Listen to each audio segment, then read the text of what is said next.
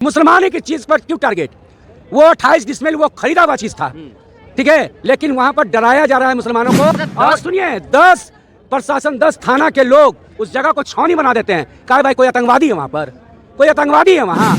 और इस देश के लिए मुसलमान ने जो किया है किसी समुदाय के लोग ने नहीं किया है। अब्दुल हमीद को याद कीजिए, एपीजे अब्दुल कलाम को याद कीजिए, और नहीं तो पहला गाड़ी पकड़ के दिल्ली जाइए, गेट ऑफ इंडिया पे देखिए, वीर जवान शहीद जितना मुसलमान हुआ है, कोई धर्म के लोग, कोई जात के लोग नहीं हुए हैं। तो यही कहना चाहेंगे भैया, हिंदू अगर दिल है तो धड़कन मुसलमान होगा, और दोनों साथ मिलकर रहेंगे तो बुलंद मेरा हिंदुस्तान होगा। अवैध समझ के ढा दिया गया है। तो हम जानना चाहते हैं, अब उनसे जानना चाहते हैं कि 2014 का मामला था जो नगर निगम ने और वहाँ के नगर निगम ने आवेदन दिया था उसमें जांच करने के लिए। तो हम पूछना चाहते हैं वो जांच आज ही क्यों?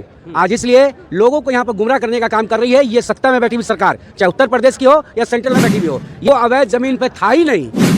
सिर्फ मुसलमानों को 2014 के बाद इस देश में टारगेट किया गया है, इस देश में टारगेट किया जा रहा है, उनके धर्म स्थलों को टारगेट किया जा रहा है, उसके अलावा कुछ नहीं हो रहा है। हम चाह रहे हैं कि अवैध है तो सारे वो अवैध पर आप निरीक्षण कीजिए और सर्वे कीजिए, जितना चीज में जो भी धर्म स्थल है सारे अवैध धर्म स्थलों को आप तोड़िए, तोड़ने का काम कीजिए। हम तो देखते हैं, बचपन से देखते आ रहे हैं भैया कि जहाँ पर एक पेड़ उग जाता है, पीपल का पेड़ या बर का पेड़, वो कब्जा हो जाता है, तो वो अवैध नहीं है।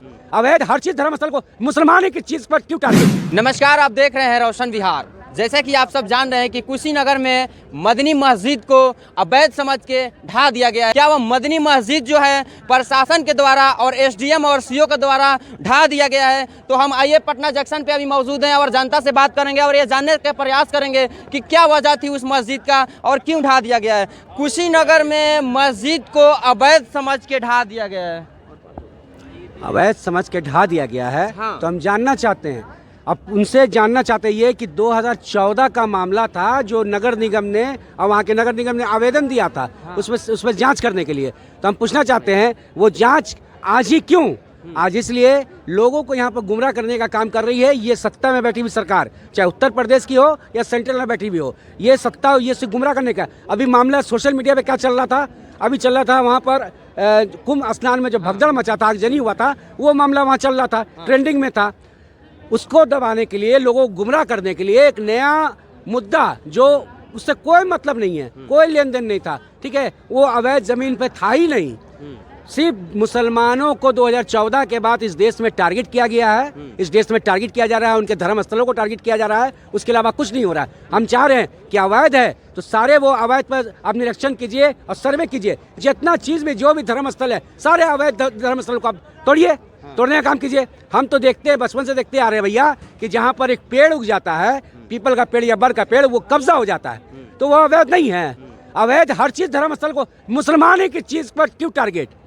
वो 28 डिसमिल वो खरीदा हुआ चीज था, ठीक है, लेकिन वहां पर डराया जा रहा है मुसलमानों को। और सुनिए, 10 प्रशासन 10 थाना के लोग उस जगह को छावनी बना देते हैं। कहा भाई कोई आतंकवादी है वहां पर, कोई आतंकवादी है वहां।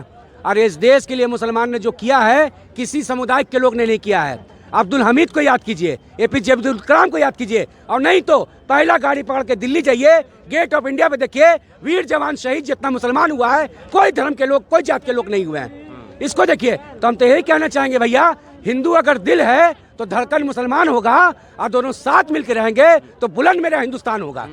10 थाना को वहाँ पे बुलाकर और एसडीएम और सीओ के द्वारा उसके तोड़ा गया है, ये मामला क्यों हुआ है?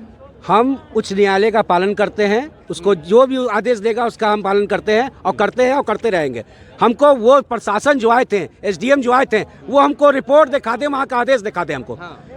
कोर्ट के द्वारा कोई आदेश है? कोर्ट का कोई आदेश दिखा दे, नहीं तो जितने थाने के लोग आए थे उन पर सब पे मुकदमा होगा, सबको मुकदमा होगा, सब बारी बारी सबको मुकदमा करके सब पे हम जेल उनको भेजने का काम किया जाएगा, ठीक है। वो हमको सर्च वारंट दिखा दे, 10 थाने की पुलिस को लाके और 15 बुलडोजर लगा के किसी के धर्म स्थल को इस तरह से वंचित करना और डराना, एक समुदाय को डराना इस देश में ये कहीं से उचित नहीं है। मुंहतोड़ जवाब मिलेगा, मुंहतोड़ जवाब मिलेगा एक समुदाय को अगर इस देश में अगर टारगेट कीजिएगा तो। कहीं नहीं कहीं कुंभ में जो है मामला निकल कर आ रही है, मुसलमान उसके लिए आगे उतरे थे, अपनी मस्जिदें खोल दी थी, अपनी दरगाहें खोल देती, अपनी घर खोल देती, इस मुद्दा को भटकाने के लिए। वही कुंभ में जब भगदड़ मचा तो उसी मस्जिद का आंगन खुला था, मजार का आंगन खुला था, और क्या कहते हैं आपको मदरसा का आंगन खुला था, उस टाइम तो कोई दिक्कत नहीं था। इस मुद्दे को भटकाया गया कि कहीं ना कहीं उत्तर प्रदेश में योगी आदित्यनाथ की सरकार पर सवाल उठ रहा था, लोग सवाल कर रहे थे, तो सवाल से वंचित करने के लिए एक मस्जिद का मुद्दा लाके खड़ा कर दिया गया कि मस्जिद का मुद्दा आएगा, जो देश में आबादी सबसे ज़्यादा हिंदू की है, तो हिंदू लोग खुश हो जाएंगे, हिंदू खुश हो जाएंगे। हिंदू को खुश करने के लिए ये मुद्दे को लाके सामने खड़ा किया, जिसमें कोई विवाद नहीं था, कोई ये था। हमको इतना ही पूछना उत्तर प्रदेश के प्रशासन से और वहाँ के शासन से कि अगर वो अवैध था तो उसका वारंट दिखाए कोर्ट का। सुप्रीम कोर्ट ने, हाई कोर्ट ने अगर वारंट दिया होगा, उसमें तोड़ने का आदेश दिया होगा, वो आदेश आप दिखाएं। वो आदेश उनके पास था नहीं, तो फिर कैसे वो बुलडोजर लेके आए? सीधे बताया जा रहा है कि अतिक्रमण है जी। अधिक्रमण तो बहुत चीज़ है। अधिक्रमण अगर साफ करना है तो हर धर्म स्थल का आप सर्च कीजिए, सर्च वारंट निकालिए और चेकिंग कीजिए कि उसका जमीन सही धरातल पे है कि अवैध है। हर चीज को कीजिए। सिर्फ एक समुदाय को टारगेट क्यों भाई? सिर्फ एक समुदाय को? क्या आज़ादी के टाइम में इस देश में मुसलमानों का योगदान नहीं है क्या? सिखों का योगदान नहीं है क्या? हिंदुओं का योगदान नहीं है क्या? तो फिर ये सब भेदभाव इनके शासन में क्यों? बीजेपी के शासन में 2014 के बाद क्यों? इससे पहले क्यों नहीं? जो भी बात होगा ये हाईकोर्ट में होगा, ठीक है? हाईकोर्ट फैसला देगी। यदि प्रशासन के पास होगी कुछ प्रूफ तो ना वो तोड़ी, ऐसे नहीं तोड़ सकती प्रशासन। हम देखिए ऐसे शासन तो अपना नहीं, कोर्ट का आदेश से न कुछ टूटेगा। न्यायालय के पास जाइएगा, न्यायालय आदेश देगा तभी कुछ होगा, ठीक है? लेकिन एसडीएम और सीओ और 10 को थाना बुला के वहाँ मस्जिद को ढाया गया।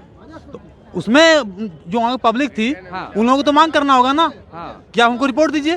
पब्लिक को तो अधिकार है क्या नहीं? पब्लिक को अधिकार है बोलने का, आप मांग सकते हैं क्या नहीं? यदि एक मस्जिद टूटा है, ठीक है, यदि वो अवैध होगा तो टूटेगा ही। अवैध हो तो हर चीज टूटेगा।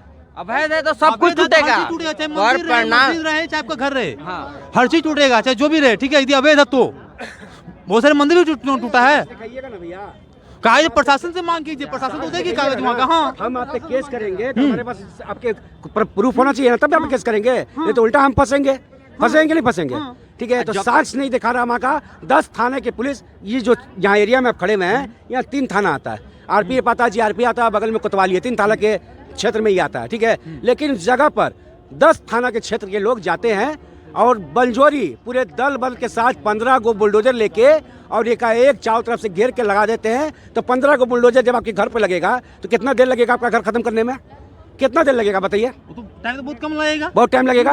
कोई वारंट, अगर वहाँ के नागरिक जो स्थानीय नागरिक हैं, वहाँ का किसका है? मंदिर टैक्स भरती है, मस्जिद क्यों टैक्स भरती है? मस्जिद टैक्स क्यों नहीं भरती है? ये बात मान जाइए ना। यदि एक मस्जिद टूटा है, मिर्ची लगा है इनको, तो बात ये भी होनी चाहिए। मिर्ची लगा है जी। यदि किसी को मिर्ची लगा है कि हम मस्जिद टूटा है तो यही बात होना चाहिए कि टैक्स मंदिर क्यों भरेगी? मस्जिद भी टैक्स भरे। अरे मस्जिद साक्ष्य दीजिए आप हमको कि मंदिर कितना टैक्स भरता है, मस्जिद कितना टैक्स देता है, इसका प्रूफ दिखाइए आप हमको। पूरा देख लीजिए। क्या देख लें? क्या देख लें? क्या देख लें? सामने का महावीर मंदिर, आप यहाँ देखिए, सामने का महावीर मंदिर है ना हमारा। नहीं, कहने से नहीं, पटना में 5 हॉस्पिटल चला रहा है इसका, 5 हॉस्पिटल चला रहा है इसका। अभी देख लीजिए आप। आपको क्या बोले? इदायत शरिया, इमाम शरिया के बारे में मालूम है आपको? क्या चीज है कि उसका ट्रस्ट चल रहा है कि नहीं चल रहा? किसका? आपको अपने धर्म के बारे में मालूम है कि महावीर मंदिर से, मैं भी जान रहा हूँ कि महावीर मंदिर से 10 को हॉस्पिटल और कैंसर हॉस्पिटल चल रहा है। लेकिन इदायत शरिया, इमाम शरिया जो है, जो मुसलमानों का जो संगठन है, उससे कितना हॉस्पिटल चल रहा है, कितना कॉलेज चल रहा है, आपको पता है? नहीं पता है। तो कैसे आप बता दिए? बिना साक्ष्य के कैसे बात रख दी आप कि मस्जिद टैक्स नहीं देता है, मस्जिद के लोग टैक्स नहीं देते हैं? कैसे आप साक्ष्य रख दिए आप बताइए? जितने भी मंदिर है ना, प्रत्येक मंदिर में यदि एक मंदिर है, ठीक है, यदि उसमें एक लाइट जल रहा है, उसको बिजली बिल भरना पड़ता है। मस्जिद में नहीं भरना पड़ता। बहुत मस्जिद में नहीं भरी जाती है, नहीं भरी जाती है। मस्जिद में चला जाए, देखा जाए, बहुत सारा मस्जिद में नहीं भरी जाती है भैया। हम बोल रहे हैं मस्जिद में बिजली बिल नहीं भरा जाता है।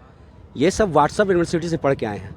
2014 के बाद जो मोदी जी इस देश में एक फैक्ट्री जो खोले हैं, उस फैक्ट्री में झूठ बोलने का जो फैक्ट्री है, जो मोदी जी डाले हैं पूरे विश्व में, कहीं नहीं, भारत देश में, उसी का प्रोजेक्ट है ये। देख लीजिए, हमारे ये साक्ष्य मांग रहे थे ना, टॉप हमने धार्मिक स्थल मारा है, ठीक है, इंडिया में टॉप 10 मंदिर, मस्जिद का नाम क्यों नहीं है इसमें? विशेष सवाल ये है हमारा। यदि हम इकोनॉमी का बात करते हैं, हम सर्च मारे हैं, हमारा मंदिर का नाम आ रहा है टॉप 10 में, तो मस्जिद का नाम क्यों नहीं आ रही है? देश में सबसे ज्यादा संख्या किनका है भैया?